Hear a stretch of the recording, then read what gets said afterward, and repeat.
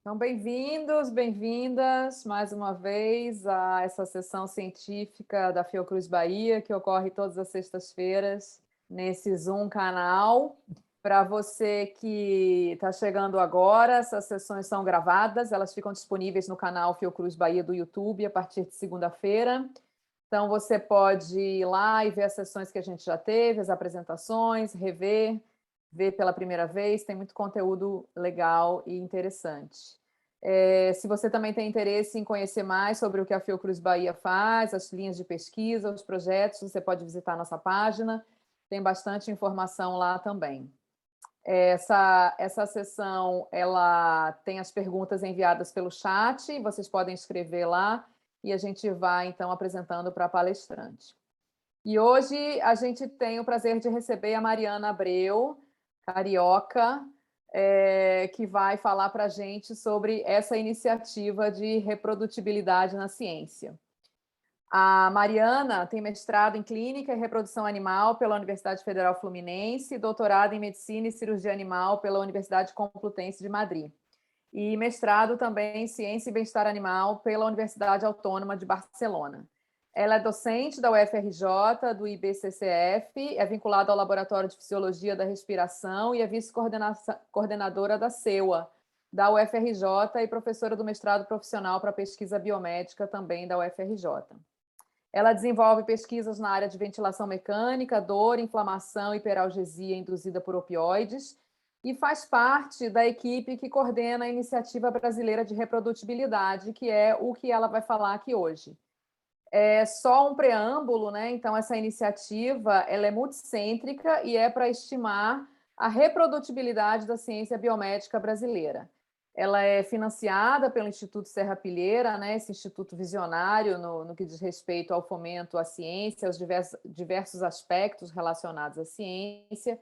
E a Mariana vai contar, então, para a gente quais os objetivos dessa iniciativa, o que eles têm encontrado até agora, como é que isso funciona, etc. Então, para você que faz experimentos na bancada, para você que faz um experimento essa semana que vem repete esse experimento, os resultados são diferentes. Para você que pega um paper e tenta reproduzir o que está escrito naquele paper, usando os materiais e métodos daquele paper, essa palestra é para você. Então, bem-vindos e bem-vindas. Muito obrigada, Mariana, pela sua presença e o palco é seu. Obrigada, Camila. Bom, prazer enorme estar aqui com vocês. Deixa eu compartilhar. Uhum.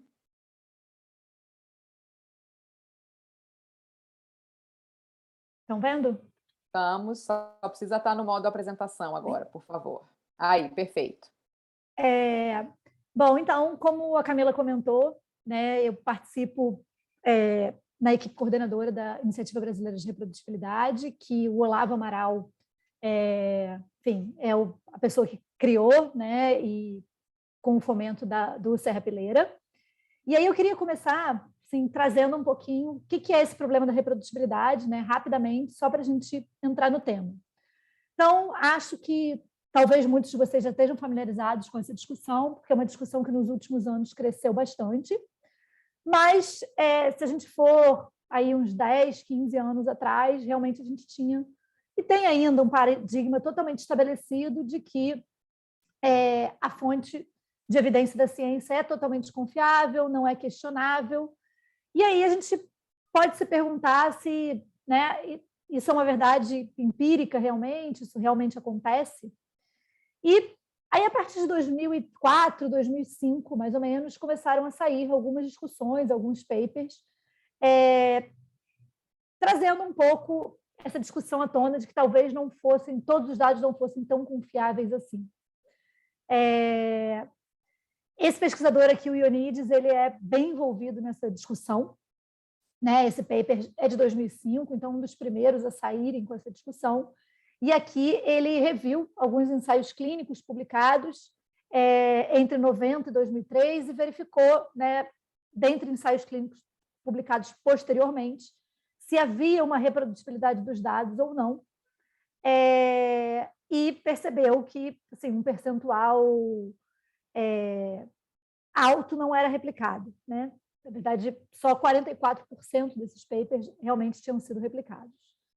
Bom, a partir daí, em diferentes áreas da ciência, essa discussão começou a ser levantada e estudos começaram a ser feitos. Então, por exemplo, nesse estudo aqui, olhando, né, para publicações de pré-clínicas em câncer, só 11% dos papers que foram testados foram replicados. Aqui, indo para uma área de câncer, mas, né, não ensaios pré-clínicos,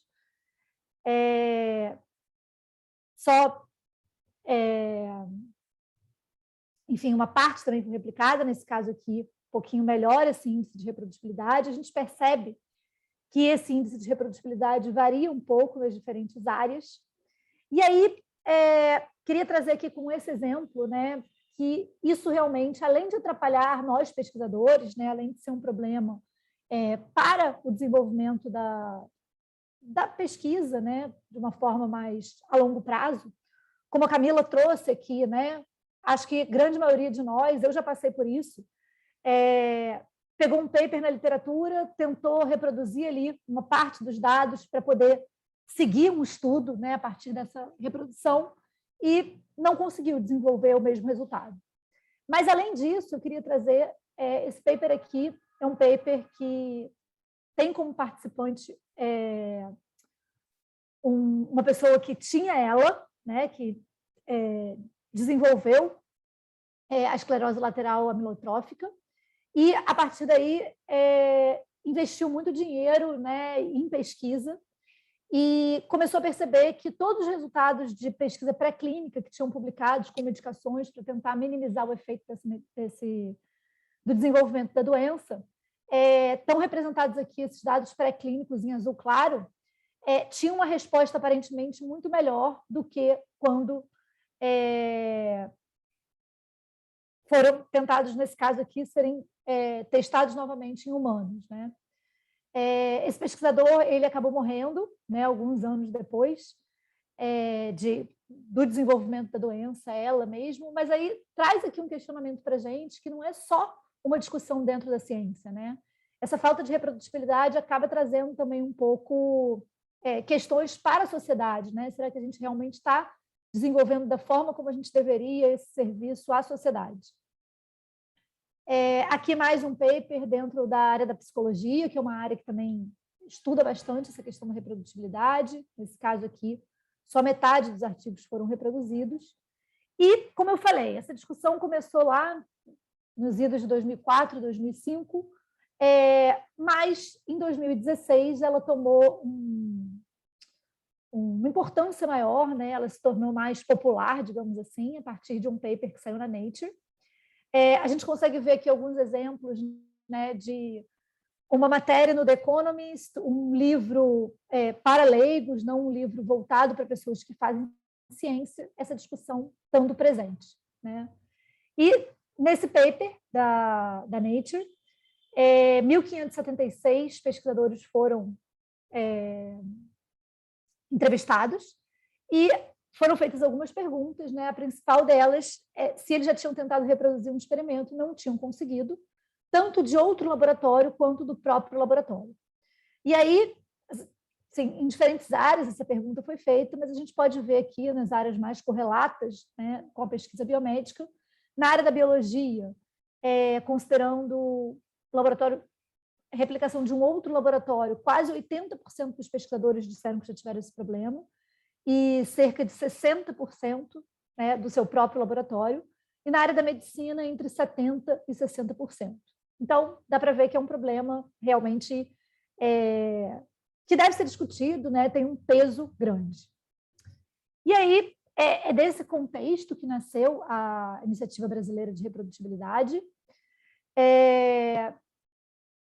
Nasceu realmente de uma vontade de tentar, né, contribuir um pouco para essa área, e responder dentro do Brasil, né, como que a gente estaria nesse contexto, né, como que... E, claro, também a partir dessa iniciativa, tentar buscar respostas, buscar caminhos do que poderia ser feito para a gente conseguir ir caminhando, né, para uma melhoria dessa situação, que, obviamente, né, já é uma discussão que existe. né, dentro dessas discussões de colocar o problema na mesa, tem também muitas discussões, não é o tema específico que a gente vai tratar aqui hoje, mas muitas discussões de como que isso poderia ser resolvido. Então, ela é uma iniciativa multicêntrica, como a Camila comentou, e ela visa estimular a reprodutibilidade na ciência biomédica brasileira. O foco aqui é da pesquisa básica / pré-clínica, né? Até porque é a parte da ciência que né, nós que estamos envolvidos na coordenação da iniciativa temos mais experiência de bancada mesmo. A meta inicial, né, ficou na ideia de reproduzir entre 60 e 100 experimentos. Em princípio, agora, a gente provavelmente vai ficar com 60 experimentos. Pode ser que tenha uma segunda etapa aí para reproduzir outros, mas no momento provavelmente vão ser 60 experimentos, que vão incluir artigos brasileiros usando 3 técnicas diferentes, né? Vou mais ou menos comentar aqui o caminho que a gente fez para chegar à escolha dessas técnicas, mas a ideia é entender, dentro desse contexto pré-clínico, / ciência básica, como que anda a reprodutibilidade no Brasil.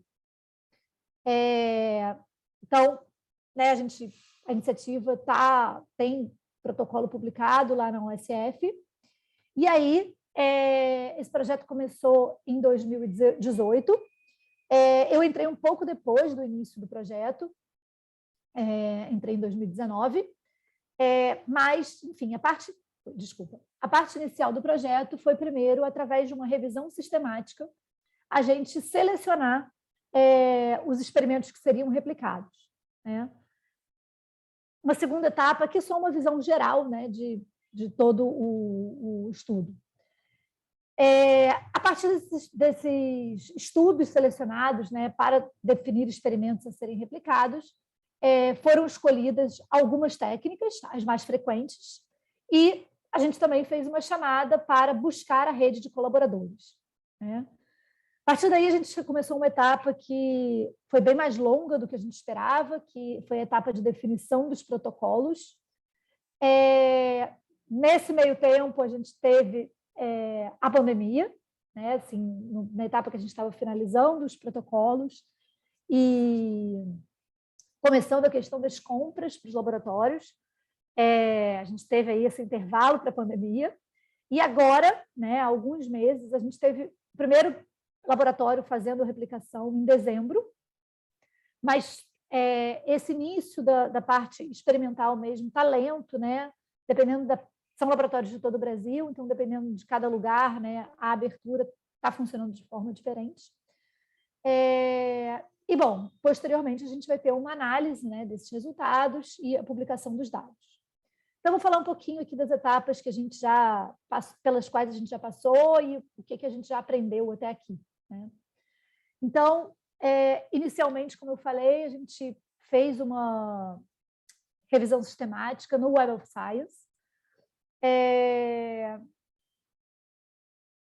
colocando algumas palavras-chave e, né, que falassem dessas técnicas de ciência básica que a gente teria interesse. Escolhemos modelos biológicos de roedores e linhagem celular, né, a partir dessa meta-análise, pela quantidade que a gente percebeu. É importante ressaltar que são estudos todos com a maioria dos autores, incluindo o autor correspondente, sendo de uma instituição brasileira. E aí a gente chegou a 10 técnicas, né, iniciais, que eram as mais frequentes nesses estudos, e a partir dessa lista de 10 técnicas que a gente fez a seleção, né, de 5 técnicas a serem replicadas, e que nesse momento a gente está desenvolvendo a replicação de 3 dessas técnicas, né, de estudos que contivessem 3 dessas técnicas. Então, essa lista aqui foi a partir da frequência, né, os mais e menos frequentes, e quando a gente fez a chamada para os colaboradores, a gente colocou algumas perguntas, e dentre elas, essa lista, e perguntando quais, né, técnicas eles teriam a possibilidade de replicar, porque, obviamente, além da gente querer replicar as técnicas que eram mais frequentes nas publicações de instituições brasileiras, a gente precisava também de uma viabilidade, né, que a gente tivesse pessoas para fazer essas replicações. Desculpa. Então, esses formulários foram liberados, a gente fez uma divulgação grande também em alguns congressos, em algumas palestras da iniciativa, né, falando sobre a iniciativa. E aí, selecionamos 71 laboratórios de todo o Brasil, participantes de 43 instituições em 18 estados. Então, essa aqui é mais ou menos a cara dos colaboradores da iniciativa, né, em linhas gerais. A gente tem a maioria dos colaboradores no Rio de Janeiro, sim, provavelmente porque é onde a gente é mais conhecido, né? São Paulo também tem um número expressivo, mas a gente tem essa representatividade grande, né, ao longo do Brasil todo.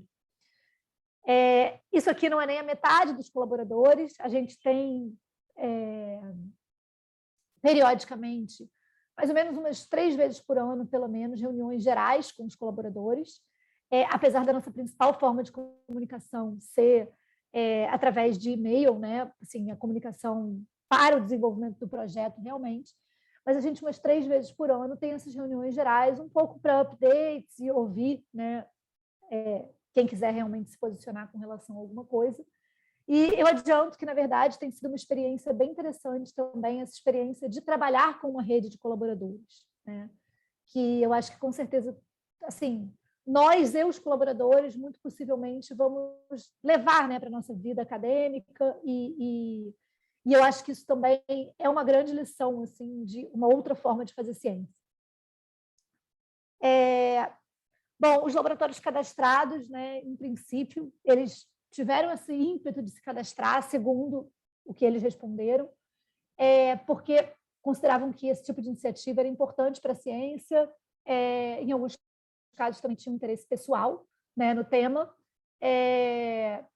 consideram que pode ajudar no avanço da ciência ou no crescimento do próprio laboratório. E, enfim, todos esses participantes de laboratórios colaboradores, obviamente, vão ser autores também do artigo, e essa foi a principal recompensa desejada, realmente. Esses estudos, eles são financiados pelo projeto, né? Então, claro, tem o movimento de trabalho desses laboratórios, mas a parte de financiamento, né, é feita pela iniciativa.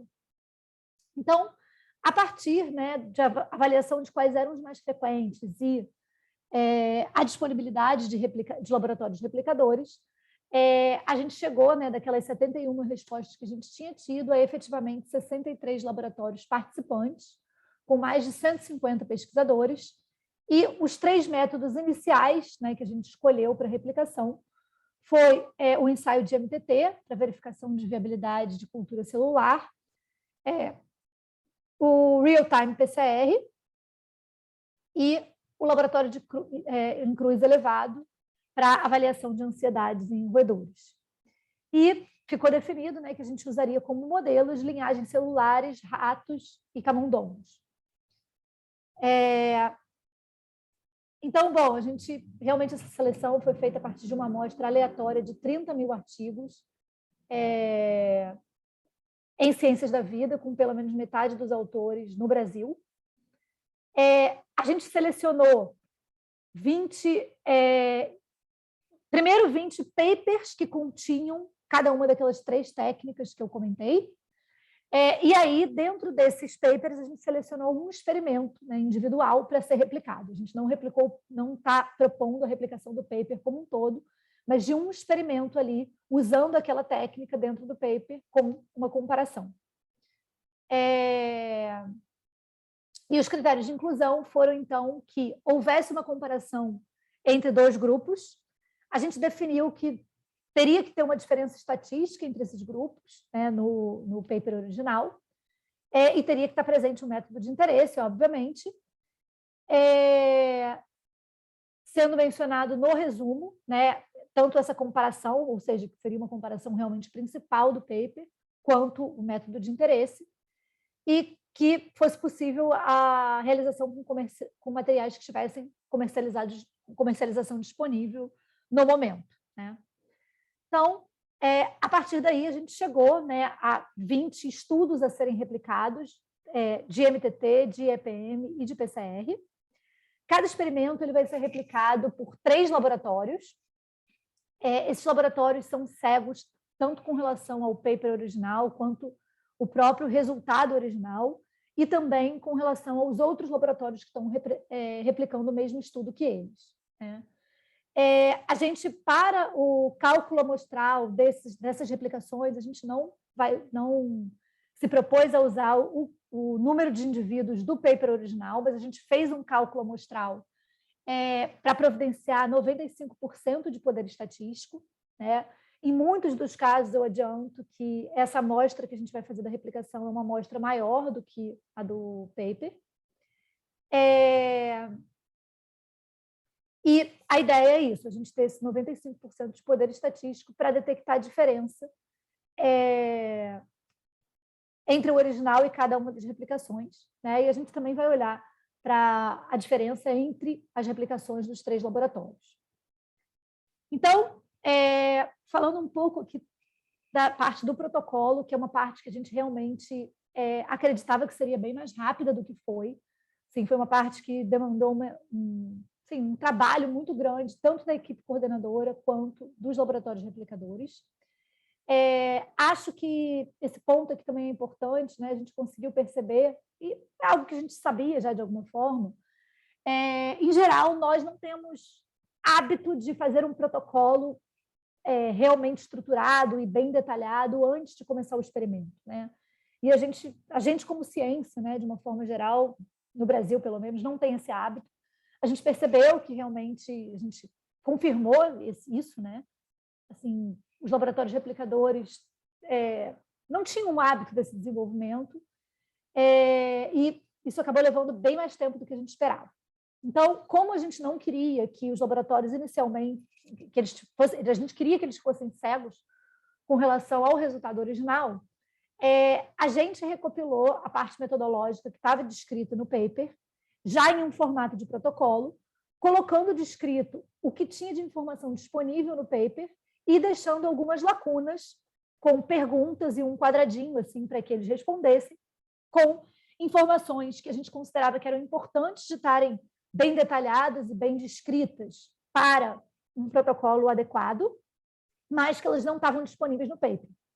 Então, a gente definiu que cada laboratório escolheria o que ele queria fazer, já que não estava no paper, né? A gente está buscando fazer uma replicação que, dentro da discussão de reprodutibilidade, é o que a gente chama de replicação orgânica. Existem alguns conceitos diferentes de replicação, e esse conceito da replicação orgânica seria a gente está colocando como se o pesquisador efetivamente tivesse pego aquele paper, tivesse interesse em replicar ele, e como que ele conseguiria replicar, né, com aquelas informações. Então, normalmente é isso que acontece, né? Algumas informações que faltam, o próprio laboratório vai tentar ali definir alguma forma de fazer isso, e então, as replicações não são todas idênticas, né? Cada laboratório parte das mesmas informações, mas algumas soluções para lacunas, né, vão ser diferentes. E aí, a gente fez isso dessa forma, primeiro porque a gente considera que é o que acontece, né, quando um pesquisador tenta replicar um experimento, e a gente queria, de alguma forma, olhar para isso de uma forma semelhante como acontece na prática. E segundo, porque dessa forma a gente consegue ter uma discussão também sobre, considerando que todos esses 3 laboratórios estão tendo um cuidado metodológico grande, usando um N para um poder estatístico adequado, a gente consegue avaliar o efeito da variabilidade metodológica, né, na replicação. Até porque a gente pode também olhar para a replicação entre esses 3 laboratórios, né, além de olhar dessa replicação em cada laboratório comparado com o paper original. Então, a gente primeiro mandou esse formato aqui para esses laboratórios, né, com as lacunas. Foram mais ou menos uma média de 3 idas e vindas entre coordenação e laboratórios, né? Em algum momento a gente fazia uma recopilação do que eles já tinham incluído, mas algumas perguntas que não tinham sido totalmente respondidas, a gente refazia de uma outra forma. Claro que também, a primeira vez que a gente estava fazendo isso, a gente, no meio do caminho, percebeu que algumas perguntas que deveriam ter sido feitas, a gente não fez. Por exemplo, sobre a parte de análise, né?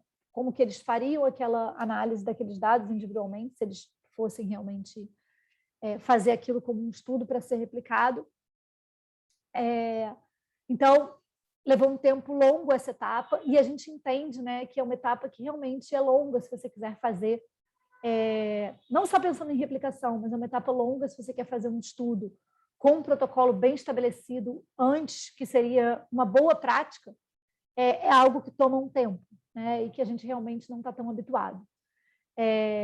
Já toma um tempo pelo trabalho que é em si, né, mas provavelmente também pela nossa falta de hábito, mais ainda.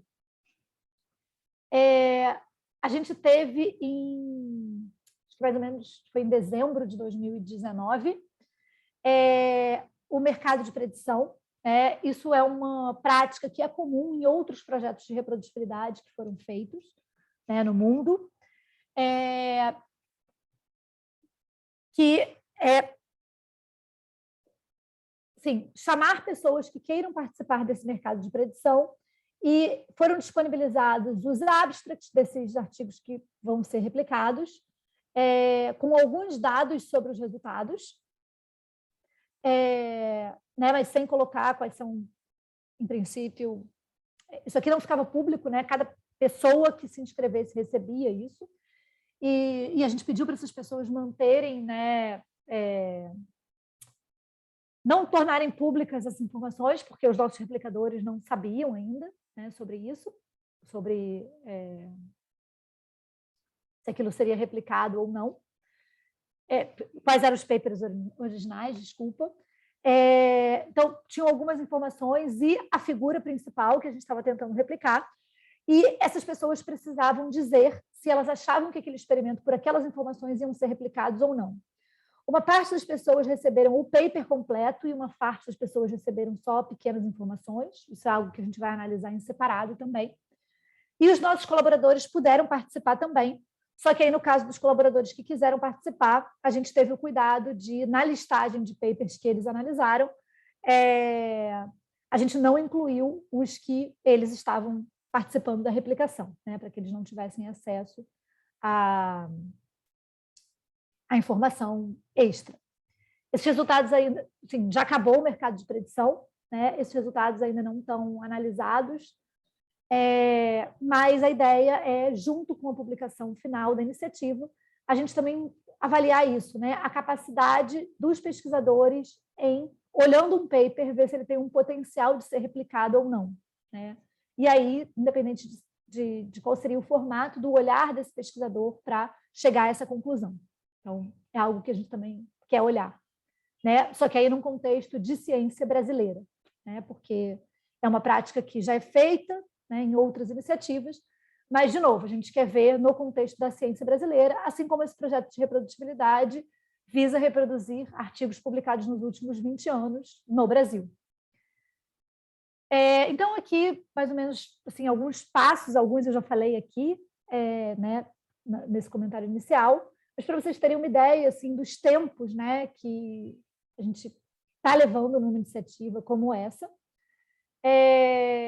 Então, a seleção de experimentos começou em fevereiro de 2019. Depois, essa etapa de desenvolvimento de protocolos, essa primeira parte que eu estou falando, é mais de nós como coordenadores, recopilando ali os dados dos projetos, né? E também entregando para os laboratórios. A gente acabou, então, ficando de maio até novembro de 2019, né, com essa revisão de protocolos.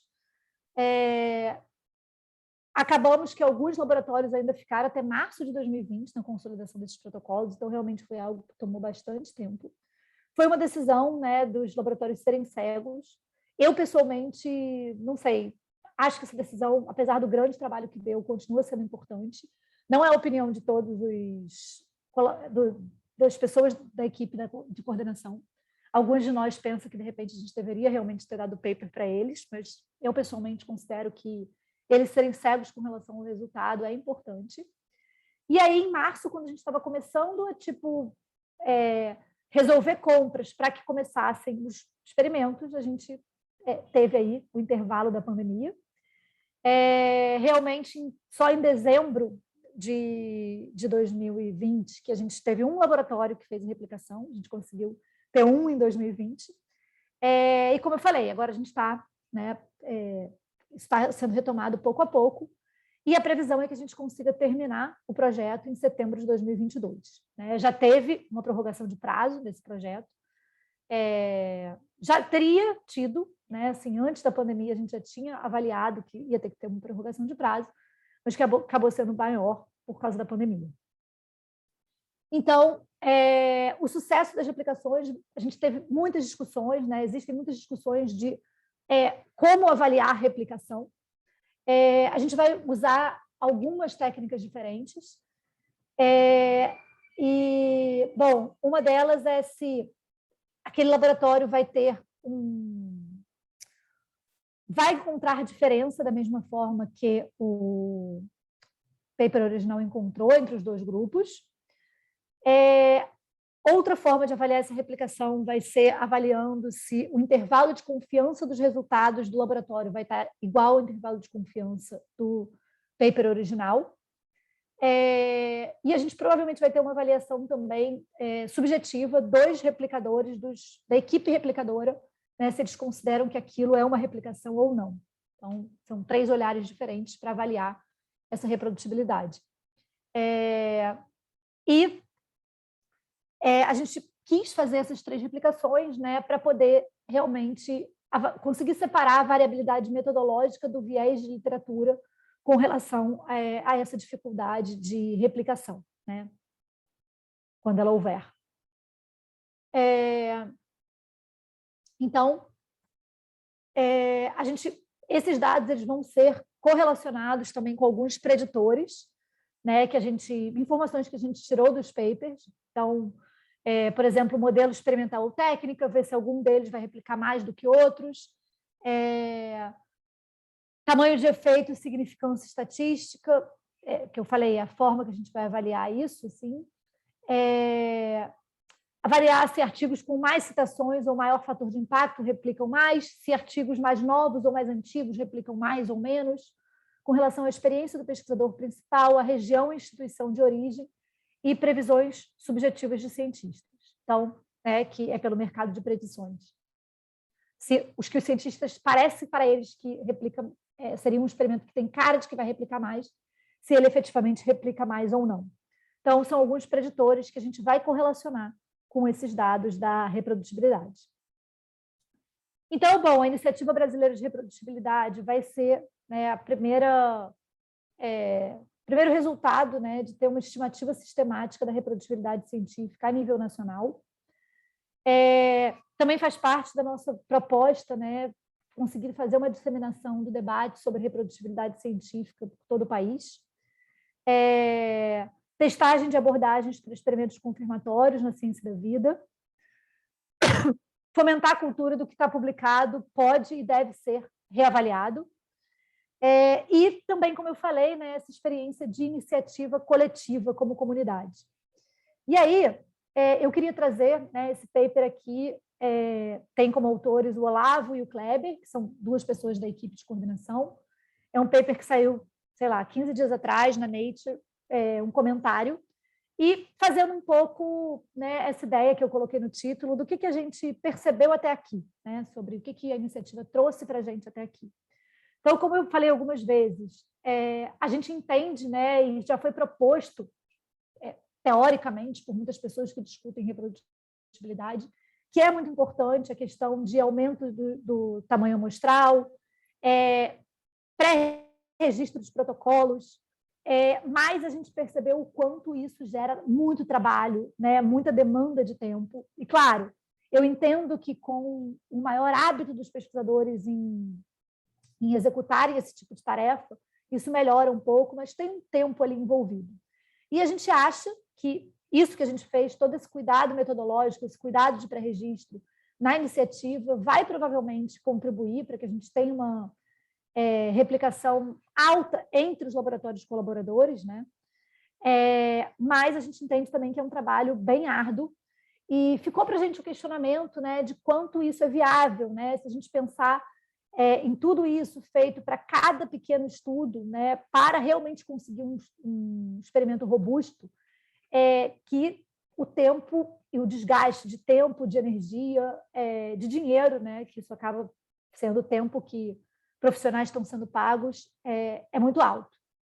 Então, a gente chegou à conclusão que talvez, né, assim, trouxe aqui para debate o tema, de que talvez realmente seria muito importante a gente começar a pensar em projetos de colaboração maiores, né, que tivessem perguntas maiores e que fossem respondidas por múltiplos laboratórios e que a gente pudesse realmente fazer um esforço em ter um resultado robusto, né, já que vai ter todo esse esforço de pré-registro, de protocolo e tal, a gente também um outro ponto que é trazido como talvez um ponto de falha de reprodutibilidade é o fato da gente ter uma padronização muito exagerada, né? Assim, então a gente acaba em um laboratório comprovando não um fenômeno geral, mas o que acontece especificamente naquelas condições exatas daquele laboratório.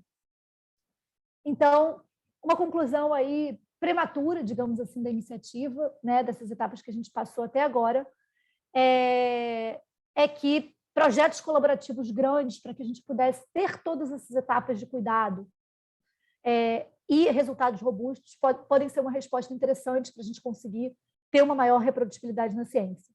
A gente entende que isso, enfim, exige uma mudança de hábitos, exige, né, uma outra forma de estruturar os fomentos, né, colaboração entre fomentos e tal, que não é algo simples, mas a gente realmente percebe como um caminho. E aí, trazendo só de novo aqui a foto, né, daquele pesquisador que eu falei que morreu em 2009 de esclerose lateral amiotrófica, e para lembrar, né, que tudo isso é realmente algo que a gente também deve, como pesquisadores, à sociedade, né, ao que precisa ser feito, né, para que as pessoas vivam melhores e tenham respostas melhores. E como eu trouxe aqui, né, nesse paper de opinião, a gente realmente espera, né, que depois de terminados os experimentos e publicados os resultados, a gente consiga continuar trabalhando com essa rede que se formou, né? A gente já tem alguns projetos spin-off que foram criados a partir da iniciativa, né? O Reproducibility é um journal club que acontece na Inglaterra, né, sobre papers de reprodutibilidade. Ele tem alguns outros representantes do Reproducibility em diferentes lugares do mundo, e a gente ficou como responsável pelo Reproducibility Brasil, né? A partir do ano passado, começou no meio do ano passado, mais ou menos, e a gente tem um encontro mensal pelo Zoom para discussão de papers em reprodutibilidade. Então, se vocês tiverem interesse em participar, enfim, estão super bem-vindos. Eu vou colocar mais adiante ali o link de acesso e tal. Também surgiu da Iniciativa Brasileira de Reprodutibilidade, com parte dos colaboradores e parte de outras pessoas, o BRISA, que é uma iniciativa para a gente trabalhar meta-análises pré-clínicas, né? Nesse momento, a gente está desenvolvendo 3 projetos de meta-análise pré-clínica, e está também no processo de elaborar um curso de formação, que seria um curso para oferecer e trazer novos colaboradores para o BRISA. Provavelmente esse curso vai ser no início do ano que vem. A gente vai ter o lançamento oficial do BRISA em novembro, dia 17 de novembro. Né, assim, apresentar o BRISA para fora, né, apesar de 3 projetos já estarem sendo desenvolvidos. A gente tem o No Budget Science Hack Week, que é um hackathon, né, que já existia antes num outro formato, mas hoje em dia tem um formato de hackathon. Ele aconteceu há um mês e pouco atrás, que é a ideia de desenvolvimento de projetos em metaciência, né? 2 semanas que as pessoas ficam reunidas. Ele tinha um formato presencial, mas já desde o ano passado é online.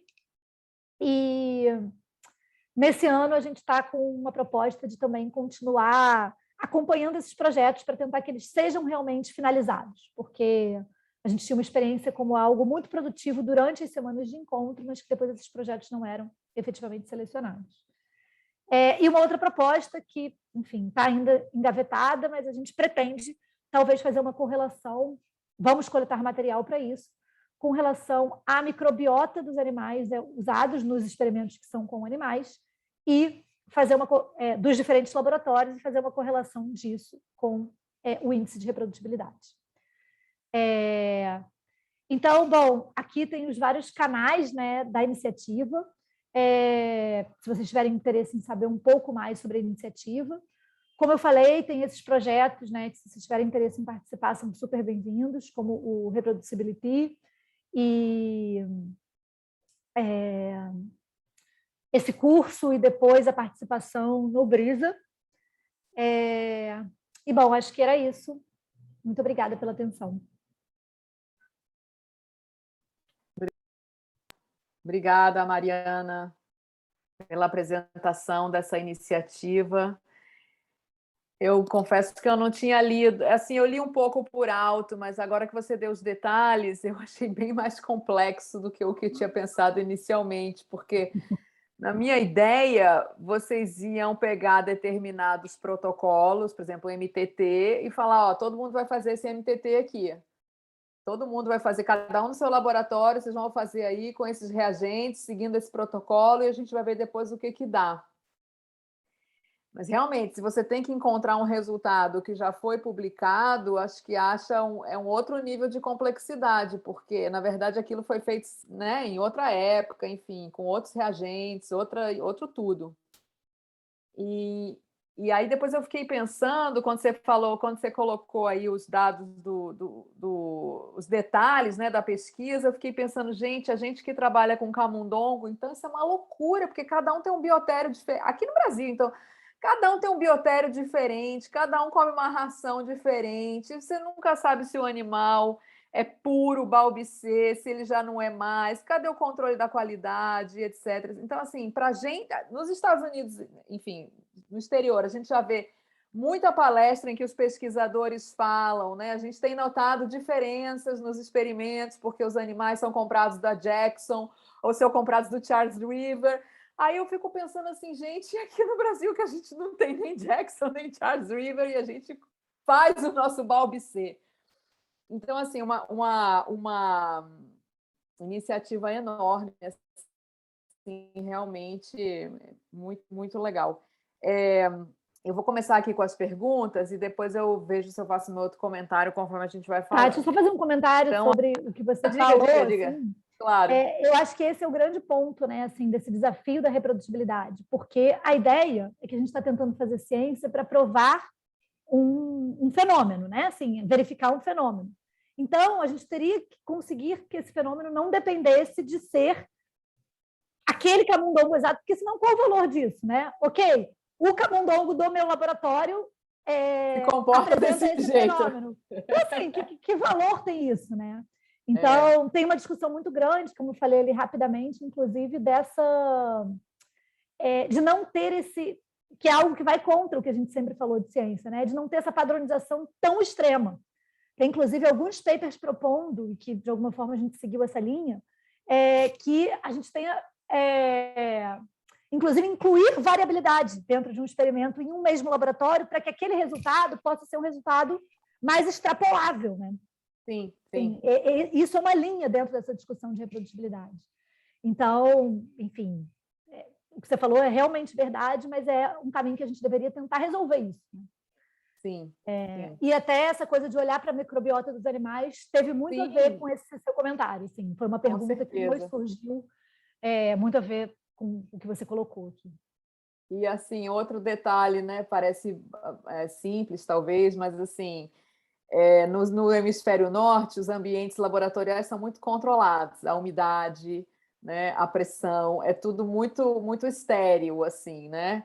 E aqui no Brasil a gente tem outras condições climáticas, né? Então, assim, está quente, está frio, a umidade, o crescimento de fungos, o crescimento de bactérias, é tudo completamente diferente. Então, aqui, realmente, nossas condições são extremas para conseguir a reprodutibilidade das coisas, uma cultura de célula, que seja uma coisa simples, né? Mas assim, pode ocorrer completamente diferente, porque o ambiente, o ar em si já é diferente, né?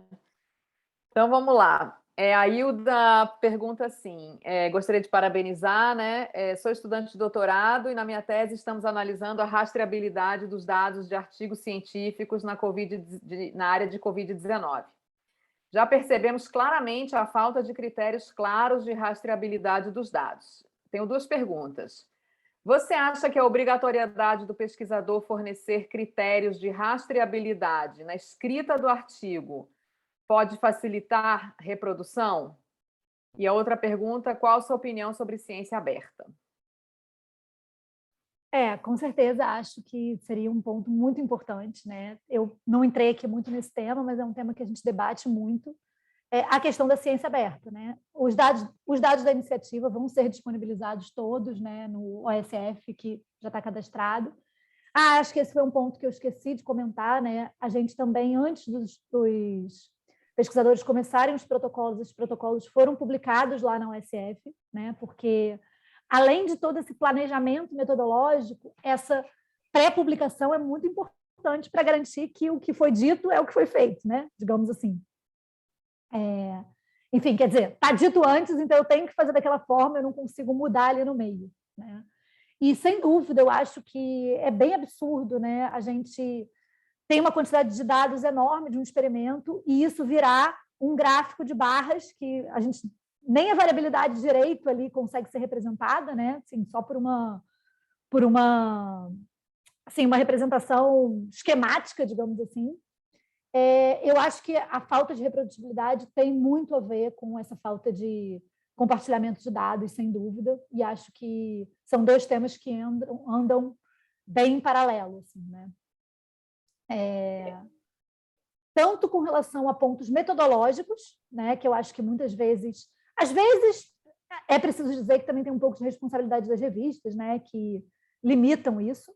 Mas é isso, a gente sempre poderia ter um material complementar com um link ali dentro do paper que você pode botar tudo que você quiser. Então, eu acho que essa questão da ciência aberta, tanto com relação a detalhes metodológicos, quanto com relação a protocolo pré-registrado e também os dados, né, resultados abertos, são bem importantes com relação à reprodutibilidade. São duas coisas que andam em paralelo, sem dúvida. E a outra pergunta dela era qual a sua opinião sobre ciência aberta? Acho que eu já respondi, assim, que eu considero bem importante. Assim. Na verdade, assim, são várias coisas que vão caminhando paralelamente, né? À medida que a tecnologia vai sofisticando, né? Que a gente agora faz tudo em grande escala, né? O volume de dados que você gera, né? Você faz um sequenciamento de RNA, você faz uma citometria multiparâmetros, a quantidade de dados que você vai gerando é cada vez mais absurda e realmente não tem como você só guardar isso e só você ter acesso. Então, acho que nisso daí está um caminho bom, porque a gente realmente tem sido obrigado pelas revistas a depositar tudo em repositórios, né? Então, isso vai abrindo cada vez mais e permitindo a comparação de qualidade e a mineração de dados para novas perguntas que não tinham sido feitas antes, né?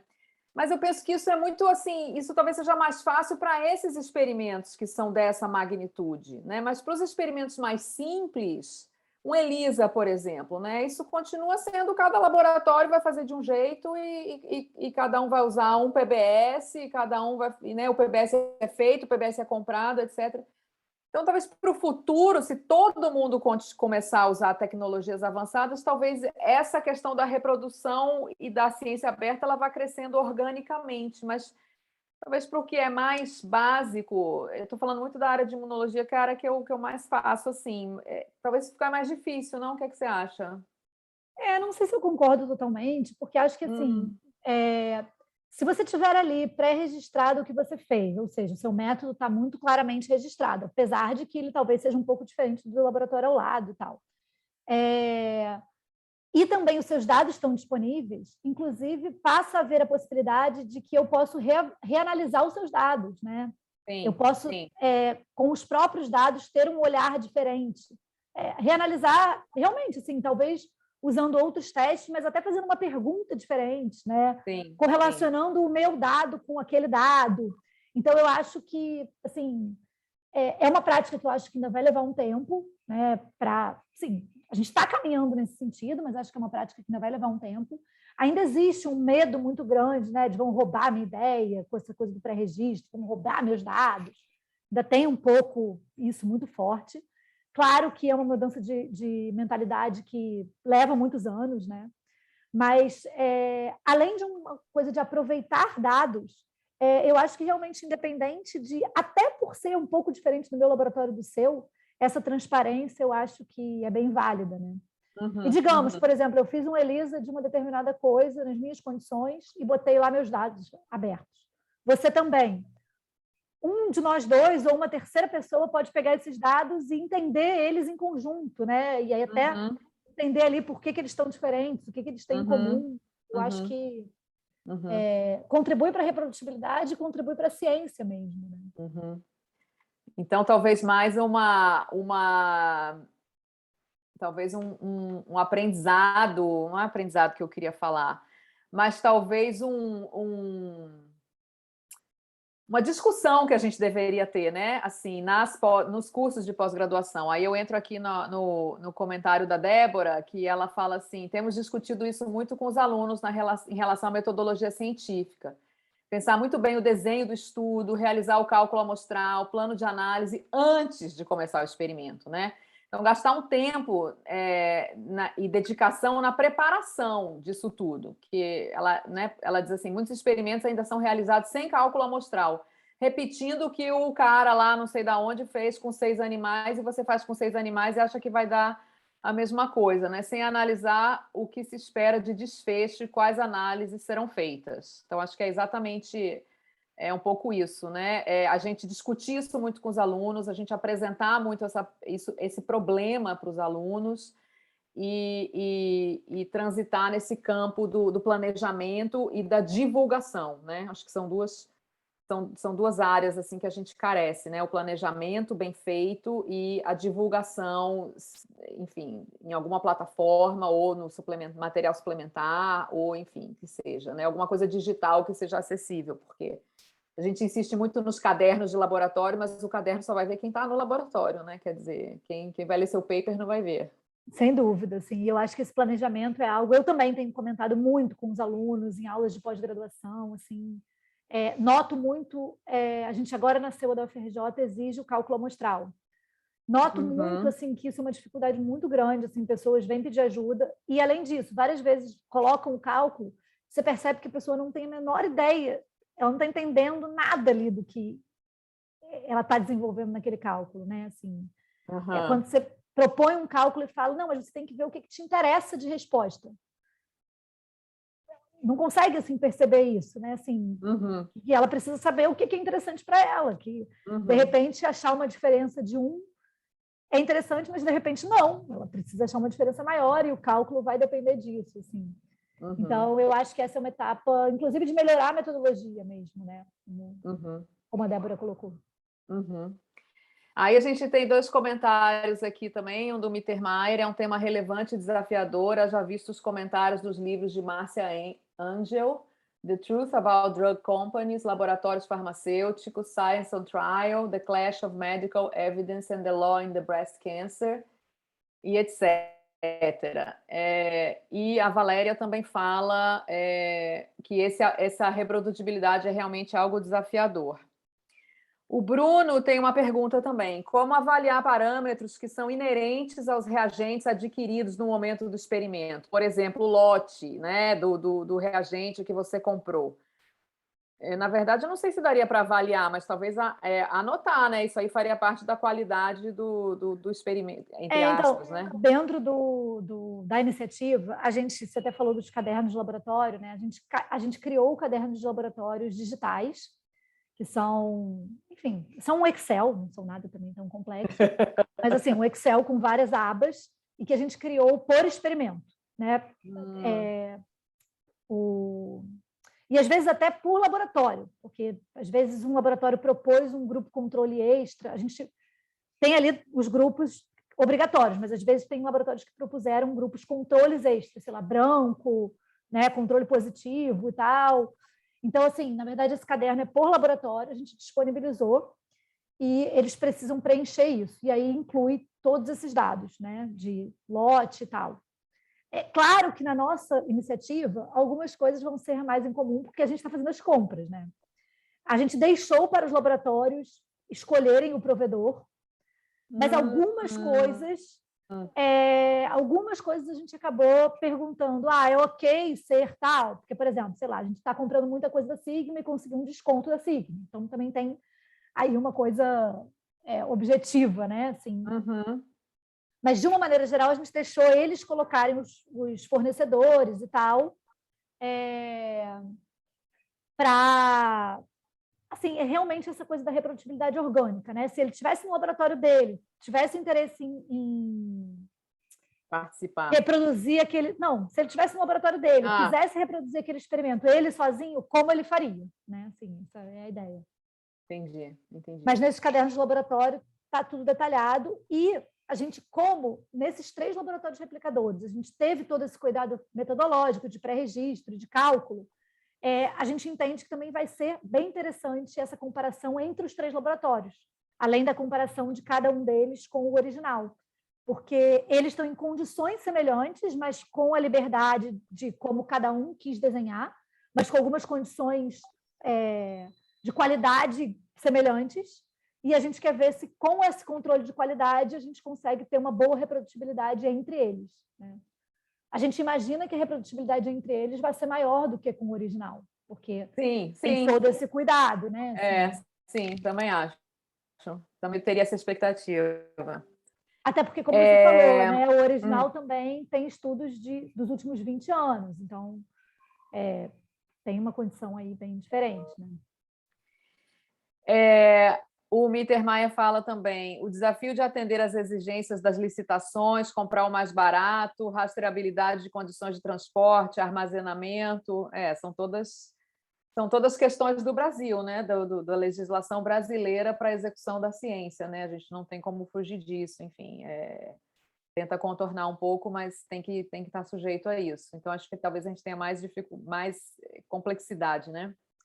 A Blenda pergunta assim, se existe alguma instituição nacional ou internacional que realize auditorias e acreditação dos dados gerados na pesquisa básica ou aplicada. Acho que não, né? Você acredita instituições, né? Ou laboratórios. Acho que você não acredita dados exatamente, né? Você acredita equipes e protocolos, exatamente. Né? Eu não conheço realmente, mas a gente até está tomando esse cuidado, assim. Como iniciativa, de ter todos os dados de uma forma auditável. Por isso, não que vai ser auditado, mas assim. Sim. Mas por isso também esses cuidados deles preencherem os cadernos de laboratório, toda a nossa comunicação, né, desse vai e volta de protocolos é feito numa pasta do Google Drive, então estão ali todas as versões, né, salvas, toda essa comunicação salva, enfim, foi uma preocupação nossa. Mas não conheço uma iniciativa como essa, assim. Eu acho que talvez seria uma coisa parecida com tipo um desses centros de qualidade, né, de boas práticas, só que para laboratórios de pesquisa. Eu sei que tem alguns laboratórios que já tentaram tipo incluir a ISO 9001 como parte do protocolo do laboratório. A Fiocruz teve essa iniciativa, a Fiocruz do Rio, assim, teve essa iniciativa em alguns laboratórios. Acho que talvez até alguns tenham o selo ISO 9001, principalmente ali Biomanguinhos, né, que é essa coisa da produção de vacina e tal. Mas nos laboratórios de pesquisa básica, eu sei de algumas pessoas que tentaram e que, enfim, acaba sendo tem uma dificuldade de botar a realidade do laboratório ali naquilo. Mas eu acho que é uma dificuldade também... Claro que é desafiador, mas que deveria ser possível, né? Porque é algo que você está produzindo ciência, você deveria conseguir ali controlar essa qualidade. Mas entendo a pergunta, né, de que talvez fosse interessante alguma coisa mais voltada para a pesquisa básica e tal, né? Uma ideia de um selo de qualidade, mas eu não conheço, assim, realmente. Eu acho que se a gente cria, né, a cultura da rastreabilidade interna, né, do registro de tudo, se essa cultura está implementada na execução dos experimentos, a gente caminha nessa direção, mesmo sem ter, né, uma acreditação formal. Mas talvez seria o primeiro caminho é esse, né? O registro de absolutamente tudo, a armazenagem dos dados, agora cada vez mais tudo digital, né? Tudo. A gente não imprime mais resultado, né? Para colar em caderno, porque, enfim, seria inviável isso, né? Então a gente gera arquivos e arquivos e arquivos de softwares diferentes e aquilo vai gerando os dados que vão para os artigos e vai gerando os dados que vão para as apresentações. Então é um pouco, talvez começar um pouco por aí, né? De você armazenar tudo e de uma maneira ordenada e rastreável para você mesmo, né? Para você mesmo saber de onde veio que dia foi feito aquele experimento, o que é que aconteceu. Acho que foi muito bom, assim, Mariana, para a gente refletir muito aqui sobre nossas práticas, para os alunos e alunas que assistiram. Eu convido todos e todas a verem a página da Iniciativa de Reprodutibilidade Brasileira. Tem muito conteúdo, assim, a Mariana é uma das pessoas da equipe, é uma equipe bem grande, mas tem muito conteúdo de tudo, eles têm muitas repercussões na mídia, então realmente acho que a imprensa deu uma atenção, ou vem dando uma atenção para essa iniciativa. Eu convido, então, vocês a visitarem a página, aprenderem mais, e quem sabe, né, se tiver outra rodada, algum laboratório da Fiocruz, Bahia, se candidatar a participar, né? Vocês viram ali bastante gente do Sudeste, mas isso não impede, né, que mais para frente também a gente tenha participações locais. Então, bom, muito obrigada pelo convite, foi um prazer enorme. Eu falei do Reproducibility, né? Dentro da página da iniciativa tem o link lá, porque é uma forma bem fluida, assim, né, de estar em contato com essa discussão de reprodutibilidade. Então, se vocês tiverem interesse, são super bem-vindos. E muito obrigada, foi ótima a discussão. Obrigada, Mariana, obrigada a todos e todas que vieram, obrigada pelos comentários e pelos questionamentos. E sexta-feira que vem, então, a gente retorna com uma nova palestra. Tchau, Mariana, obrigada, viu? Bom final de semana. Obrigada.